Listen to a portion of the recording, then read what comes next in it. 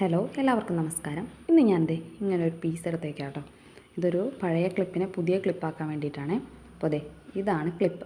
ഇതിൻ്റെ ഷേപ്പിനാണ് ഞാൻ ഇത് വെട്ടിയെടുത്തിട്ടുള്ളത്. അപ്പോൾ വെട്ടുമ്പോൾ കുറച്ചും കൂടി വീതി കൂട്ടി വേണം വെട്ടാനായിട്ട്.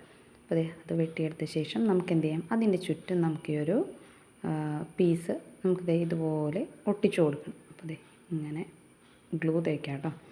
ഇങ്ങനെ ചുറ്റുമാക്കിയതിന് ശേഷം നമുക്ക് എന്ത് ചെയ്യാം, ഇതിനെ ഒട്ടിച്ചു കൊടുക്കാം.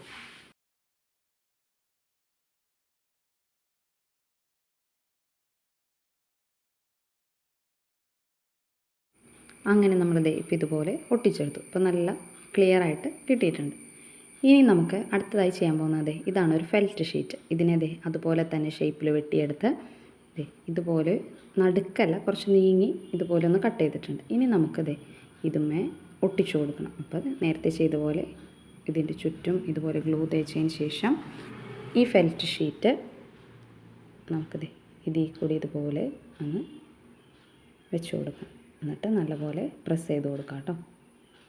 അപ്പോൾ നമ്മുടെ ക്ലിപ്പ് പെട്ടെന്ന് തന്നെ ശരിയായി കഴിഞ്ഞു. ഇനി നമുക്കിതിനൊരു ബീറ്റ് വെച്ച് കൊടുക്കാം. അപ്പോൾ അതിന് വേണ്ടി ഒരു പഴയ ക്ലിപ്പിൻ്റെ തന്നെ ഒരു റാബിറ്റിൻ്റെ ഷേപ്പിലെടുത്തോ ഒട്ടിച്ചു. ഇത്ര ഉള്ളൂ കേട്ടോ. അപ്പോൾ എൻ്റെ വീഡിയോ ഇഷ്ടപ്പെട്ടെങ്കിൽ ലൈക്ക് ചെയ്യുക, കമൻറ്റ് ചെയ്യുക, സബ്സ്ക്രൈബ് ചെയ്യുക കേട്ടോ.